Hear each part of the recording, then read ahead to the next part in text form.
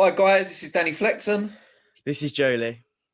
And we're here to talk about the first edition of the 2021 Fight Camp, which will kick off this Saturday at the Matchroom HQ, the back garden of Matchroom HQ. Joe and I were lucky enough to attend the launch, which seems like it was just yesterday, but it's actually about a month ago now, I think. Yeah. And now Fight Camp week 1 is upon us. Press conference is on Thursday. Zoom calls are tomorrow as we film this. And for me, it's the best of the three shows on paper. It's hard to disagree. I don't think I've seen anyone who said otherwise. As soon as Leigh Wood and Jukan was added to the fight as well for a world title, regardless of whether you think it's the real world title or not, it's a world title fight, and it added a little bit of spice to the card, and it made it even better than it already was. It's definitely the best fight in the first one as well. So it's exciting to see. Yeah, it's a cracking show. And no disrespect to Conor Benn, I feel the Leigh Wood fight, even though it's a WBA regular title, not a super title, I feel it should be the main event. I think it's the best fight on the card. So yeah, a bit of a shame there, but what Conor Benn's Conor Ben Benn's though, man. name. He's the big draw. He's the big draw. He's the one that people know. He can sell a fight. Whereas Leigh Wood, he can sell a fight. He's a knockout specialist, and he's fighting someone for a world title who's got a good record. But for the casual fans, no one's going to know who either of them are. On that note, let's discuss the fights. Yep. Let's go from the bottom up, if you like. So I guess we should mention as well, Sandy Ryan's making her pro debut on the show. Campbell Hatton is taking his latest contest also on the bill. We're going to concentrate, because we're doing predictions as well, on the 5 main fights. So we'll start with perhaps the most left field random fight in the whole of Fight Camp. And that's Little Lever's Meat Cleaver Jack Cullen going up against Avni Yildirim, which is just the most bizarre matchmaking ever, but somehow works. Yeah, I'll let you start with this one, because as you were saying, we were at the launch of Fight Camp in Eddie Hearn's garden, and that was the one that you spotted when we were flicking through. You said that's actually a really good fight. I'm not sure why no one's thought of that. I'm pretty sure you spoke to Frank Warren about it as well. It's a clever fight from Eddie to made, and I think if Jack Cullen can get past it, it's very clever of him to have made that fight. Yeah, I mean, I think that's really surprised me, because I saw something on Twitter about it, so I checked just before we came on, and Jack Cullen's the favourite, like by quite significantly as well. And for someone who's never fought above domestic level and has actually lost at domestic level as well, he got blown out in a tournament in Ireland. He's been stopped by Felix Cash. Yeah. Now, look, we think Felix Cash is going places, so maybe that's a bit harsh calling it domestic level.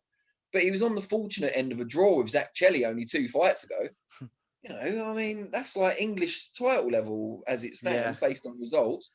Avni Yildirim got blasted by Canelo, of course, and before by Chris Eubank Jr., but he gave Anthony Dirrell a really good fight. For a lot of people, felt he was robbed in that technical decision. He's fought at a much higher level. I think it's just because going into the Canelo fight, he had absolutely no reason being there. He shouldn't have been there, but due to the politics of boxing, he was. And I think that sort of sidetracked a lot of people's opinions, and all they've seen is he wasn't even in with Canelo for a good reason. And he's in with Jack Cullen because he's at that level. I think that's what people think. And Jack Cullen, obviously being someone who's under Eddie Hearn's banner, it's cleverer to have had that fight for him. And I think he will win the fight. I'm going to be honest. I don't think they would have put him in there at such a weird time in his career. I think it's the right time. I think there's a lot of recency there's a good thought behind it. I don't think they've just thought, he's fought Canelo, he's a good name. I think there's more to it than that. I do think he'll win. I think there's a bit of recency bias at play as well. I think the fact that, as you said, it's not that long ago we saw Yildirim completely outclassed by Canelo, and the last time we saw Cullen, he was upsetting the odds, excuse me, to beat John Doherty, which is a really good result. So they're both coming in very different form, albeit having fought very different levels of competition. Yeah, without a doubt. I'm going to rate it a 9. Just because you can't make this up. This was the most surprising at the time. And it's one of the highest ratings of I haven't thought them all through because I want to hear your side. I want to discuss them before. I didn't think before doing this recording. But after what we've said, I think a 9's a fair rating for this. Interesting fight. I'll give it a 7. I don't think it's high level enough. I don't think it's high level enough to be a 9 for me. Is that what we're marking it on as well? Like the level of just fight? A bit of everything, I suppose. It's just personal preference. I think it's a really good match and really hard to call, which is always a good sign. But it doesn't grab me enough to be like a 9. Do you know what I mean? Like, that's... You know, if you think, say Canelo Saunders is a 9, or on a domestic level, trying to think of a good example, Felix Cash Denzel Bentley would have been an 8 or a 9 for me when that was announced. So, you know, it's not quite there, but yeah, 7, I think, for me. And as we're doing predictions, I'm going to go against the grain. I'm going to pick Yildirim. I think he's got a very good trainer in Pedro Diaz for this. He's had plenty of notice. He'll be more comfortable fighting at a level he's more accustomed to rather than, you know, Canelo. And he's not the favourite either, so no one's expecting anything. So he can come over here completely free and just do his best. And Cullen's got the height and reach, of course, but, you know, Yildirim's good at getting inside, and Cullen can be hit and hurt. We've seen him hurt and stopped. So, you know, for me, it's a 50-50 on paper. Yeah. But I think the value, betting-wise, is certainly with Yildirim. And, yeah, I'm going to go against the grain and pick him. If that is the case and Jack Cullen is the favourite, without a doubt, I think people would have been swayed just by the fact that the way the Canelo fight ended. He would have gone down in people's estimations, although it's Canelo, so, you know, that shouldn't have changed people's minds on this fight. Yeah, what would happen between Canelo and Jack Cullen? Do you know what I mean? It wouldn't have been any less one-sided, would it? Yeah. Well, I haven't seen how wide are the odds, just quickly before we move on? Oh, I can't remember the exact, but it was a significant. It wasn't like 4-5 and 5-4. Okay. Like there was a significant difference. But fair play. I hope he does win, of course. Yeah. So do I. All right. So the next, you've already picked him to win, didn't you, when you were doing your analysis, right? So we know who's picking there. So then next fight up the card would be, if we're doing 5. Oh, Fowler. So Anthony Fowler we got a bit of a surprise just before we filmed this, in that his opponent's been changed from Roberto Garcia, who we saw here previously against Martin Murray and others, is now Rico Müller, or Müller, however you pronounce it, German, who really isn't a super welterweight. He's fought around that weight twice in 2020, but really because of the pandemic and it's hard to get fights. Yeah. You know, before that, he fought mainly at welter, and he even got down to super lightweight to lose to Jeremiah Ponce, who we saw beat Lewis Ritson recently. Yeah, I mean, he got stopped by Jeff Horn. No disgrace there. Jeff Horn obviously beat Pacquiao contentiously and won a world title, but he's a welterweight at best, and Fowler's a big super welterweight on really good form and knocking on the door of fringe world level now. Yeah. So it's a disappointing change. No one's fault, but it's a disappointing change. Yeah, it's no one's fault, first and foremost, but looking at his record, it looks all right. But then the last person he's fought had a losing record this deep into his career. I mean, I don't know. I'm not really a fan of it, but how can you be? It's on a week's notice as well. So it's disappointing for Fowler more than anyone, because he really needed a step-up in opponent. He wanted like a Cheeseman, but if he was to beat his original opponent, then he would have been higher than domestic level at this point, or wherever you think Cheeseman's at. I think Garcia is a bit of a gatekeeper now. I think he's got the name and everything, but I don't think he would have put up a particularly tough test for Fowler. But if Fowler was to win, there would, in my opinion, there's no point in going back to a Cheeseman. I think it's Fitzgerald, because of the fact that he's lost to him already, and then straight to European and world and just push on, because he's not old, but I think he's 30, so you know he's not young either. Yeah, I think Garcia would have took him the distance, whereas I think Muller will get blasted. I think that's the key. I'm in agreement. It might be a shorter night for us. But that's what he needed, though. At this stage, he needed to go the distance. I mean, he knocks out a lot of people. He's got a lot of power, as we all know. And at this stage, he needed to go the distance so that he would be ready for either, like I said, a Cheeseman or a Fitzgerald, then a world title fight. But just having a knockover is not good. It's not going to be good for him, because it's not going to help him improve, really. It's a shame. It's a shame for him that it's happened so late, the pull out of the opponent. But he has just had his first child. I mean, he hasn't had, but his partner has just had their first child. So congratulations to him. Yeah. The fight might not be ideal, week, but you know, he has had some good news this week. Of course. No, congratulations, Anthony. So what are we rating it? 3, like a 4. It doesn't do anything for me. He could have not had a fight, and it leaves him in a similar position. A knockover at this stage of his career, it really doesn't do anything. I'm going to give it a 3, and that's not his fault. It's just unfortunate. No, I agree. I'll give it a 3 as well. And presumably you're predicting Fowler to win. Let's move on. Yeah, of course. Yeah, of course. go for Muller. Go on. Yeah. Just to be funny. No. All right, so that leaves us with 3, and I guess really, really good fight actually. Third down the bill for the British, Commonwealth, and European cruiserweight titles. Yeah. Between Chris Billam-Smith and Tommy McCarthy. Just a really good fight. And it's coming at a great time for both fighters. Whoever loses this fight, I think, is in a really sticky position because they've both got, let's call it a scratch on their record. Tommy McCarthy has 2. But against Riakporhe, they've both lost. If they were to lose to one another, whoever loses, it's more of a dent then. And losing at like domestic level or wherever they are, obviously they're fighting for European honours as well as British. But I think losing at that level twice is damaging. Who's going to win? I think Chris Billam-Smith's in a stronger position because his last fight, he had a tough opponent. He went 10 rounds. But Tommy McCarthy got a knockout. I just feel as if Chris Billam-Smith, obviously with Shane McGuigan as well, he's just done a bit more for me, proved more in the last couple of fights, actually, since the pandemic. I think he's came on stronger. And that's no disrespect to Tommy McCarthy. I just think learning from what he's been through, I think the Riakporhe fight for both of them was telling. I want to speak to them about how they've both grown from that. But I think Chris Billam-Smith is going to come out with a victory, and it's hard not to give this like a 9. It's a perfect fight for both of them. I'm going to give it an 8 only because they both lost to Riakporhe. If it was Riakporhe against one of them, then I'd probably give it a 9. But I think if they've both lost to the same person and he's still active within the domestic, or he's not active, but if he's still within the domestic sphere, yeah, then it's not the 2 best in the division domestically, is it? You know, it's just different ratings. Like a cloud hanging over the fight, but I'll give it an 8. Yeah. And I think style-wise, it's a really good fight as well. You know, Billam-Smith's like a front foot counter puncher. He's agile. He's very powerful. McCarthy's rangy, got really good technical skills, good movement. So that should mesh really well. The concern I have for McCarthy is that he was a much better amateur. He stayed amateur for longer than Billam-Smith. You know, he had a long, storied, decorated amateur career, but he could be outboxing Billam-Smith for 6, 7, 8, 9 rounds even. But there's always that danger because of his defensive limitations and Billam-Smith's power, that even late into the fight, it gets turned on its head.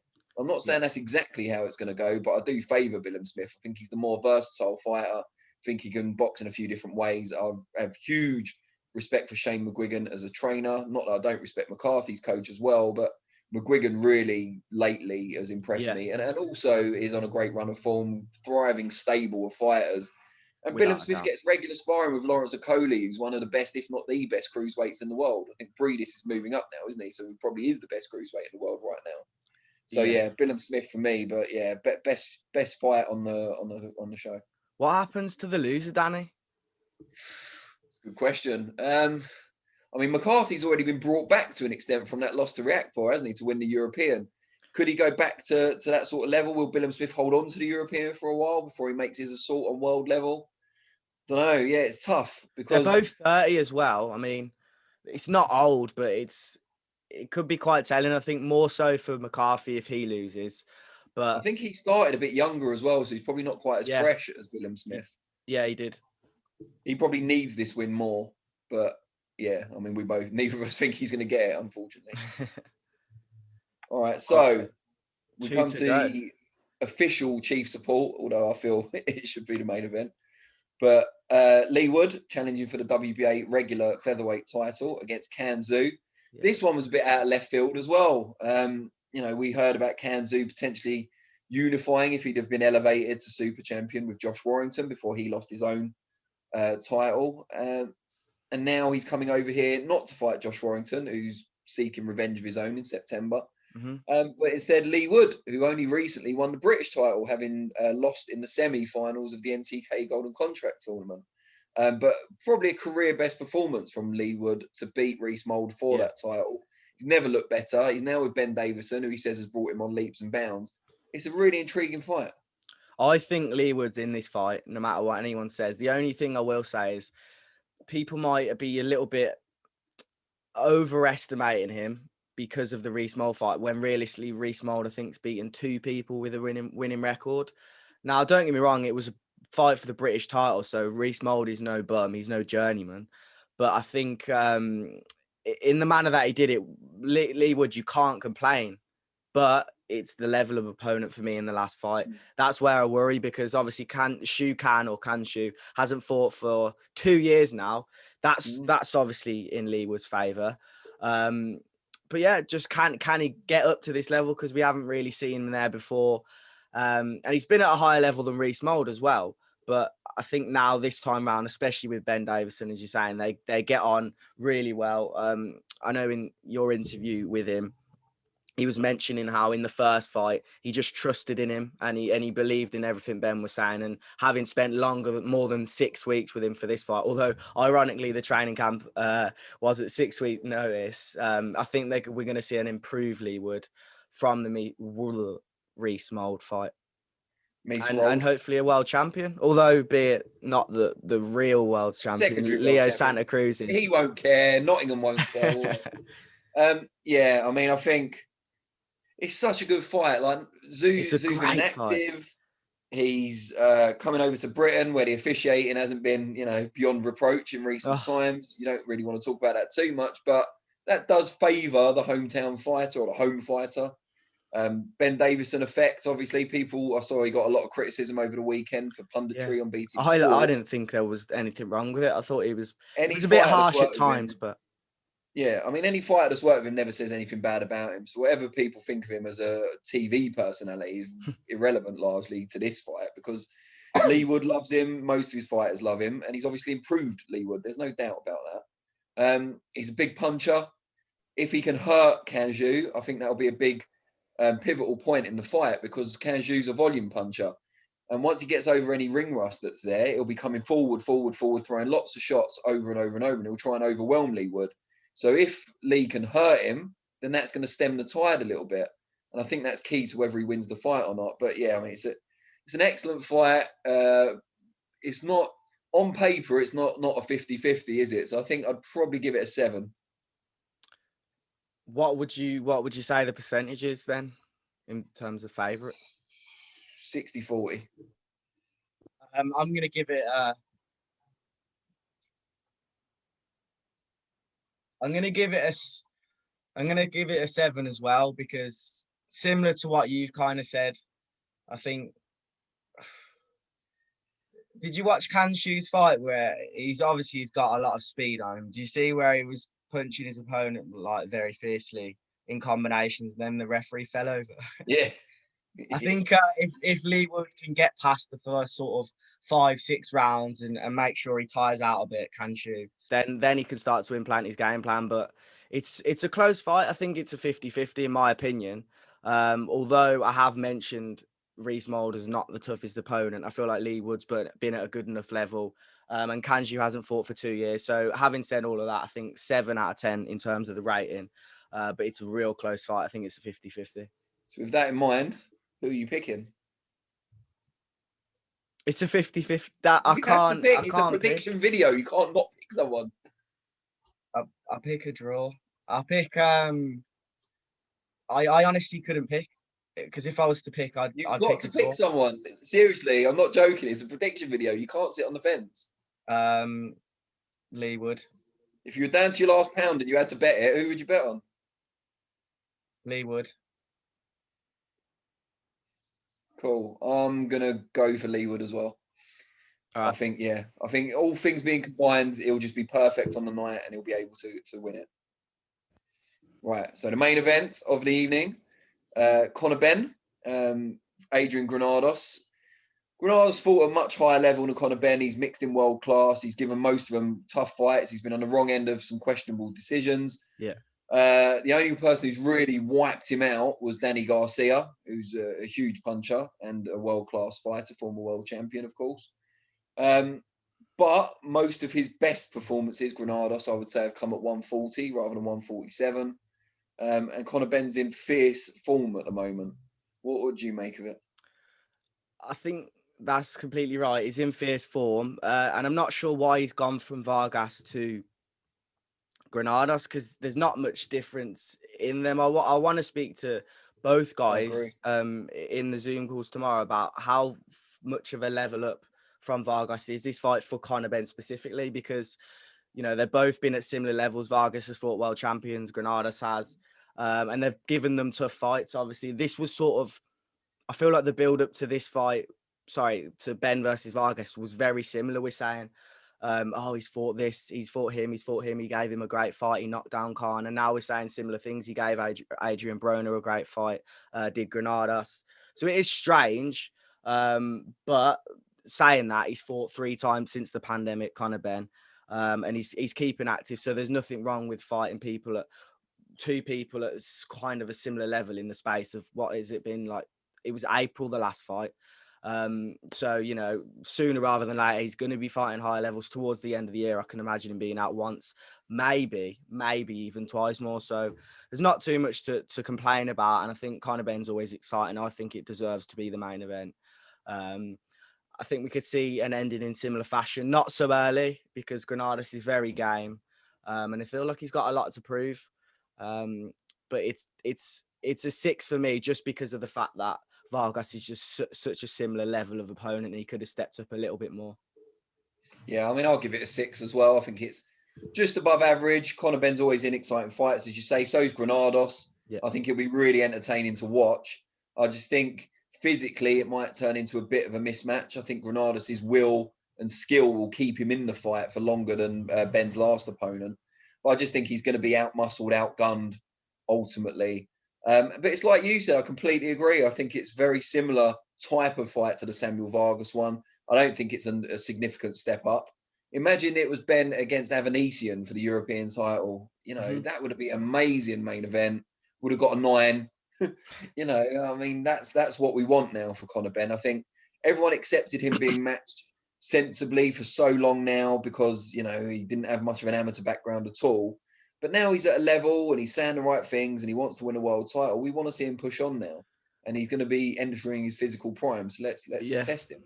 Even Amir Khan, I think it's a similar level, but it's a bigger fight, where I don't know if Amir Khan would have accepted it, but I don't know whether they tried to get it either. But it's a similar level, being as that Amir Khan hasn't fought for a long time. But he's a much bigger name, isn't he? But he's a huge name. And it makes a lot of sense for Conor Benn coming off that big victory with an early stoppage. I think it would have been great to have that early stoppage and be at an absolute high, the highest of his career, and then bounce off that into just get, even if it was a world title fight he loses, so what? What if he would have won? Imagine coming off that round 1 knockout, going into a world title fight, the first of his world title fights. That would have just turned him into a superstar almost overnight. But the fact that he stayed at that very similar level is kind of... And the top of the welterweight division so good as well. Yeah. You can't go from someone like Granados, no disrespect to him, but you can't go from him to Spence or Crawford or even Sean Porter or Danny Garcia, Keith Thurman, Manny Pacquiao. There's so many good fighters at 147. And Conor Benn needs to start taking steps towards that level now, if that's where he wants to be. And he said before he'd take on Sean Porter. No, I wouldn't recommend that fight for him at all. But, it just shows his ambition level is there. And, people around him are looking after him, which is what they're paid to do. And I completely understand. But as fans, obviously, if we believe in him, we want to see him start to get tested, and it will improve him as well. Who would have been that fighter that he could have fought now? The gap between the world champions and the Vargases, the Granados. Who's that level? I think Avanesian would have been perfect. Yeah. It's a tough fight. You'd probably say 55-45 in Benn's favour. Like, you'd narrowly favour Benn, I suppose. But it's a really good fight. He's just beaten Josh Kelly in this country in impressive fashion. But maybe that's in mind for later in the year. In fairness, and you've got to look at it from Conor's side, that is a low reward, high risk fighting David Avanesian. It's the most sensible fight because he probably learned the most, but it's very, very high risk, and it's not a lot of reward in comparison. Maybe someone like Mean Machine then, Kavaliauskas. Avanesian is the perfect fight, but boxing's boxing, and it doesn't always happen like that. I think that really is. That would have been a 10 for me. It makes the most sense. He's literally just beaten Josh Kelly. And a lot of people know who Josh Kelly is. So having seen that fight, David Avanesian has got a bigger name in the UK. It makes a lot of sense, that fight. But boxing's boxing. Maybe later in the year. You never know. I really hope so. If Eddie's watching this and Ben does get past Granados, that's what we want. Yeah, I think a lot of UK fight fans would love to see that. And then there's no more excuses for Conor Benn or David Avanesian. They have to fight for a world title after that. I know Avanesian would probably fight one now, and he deservedly would have a good fight. But yeah, is what it is. Good stuff. All right, well, that's our prediction video. I hope you all enjoyed it. Obviously, lend us your predictions in the comments box below. It'd be interesting to see how you differ from our views and what you think of the fights. Obviously, you've heard our ratings. And we'll be back next week to preview Fight Camp 2. All right, see you later.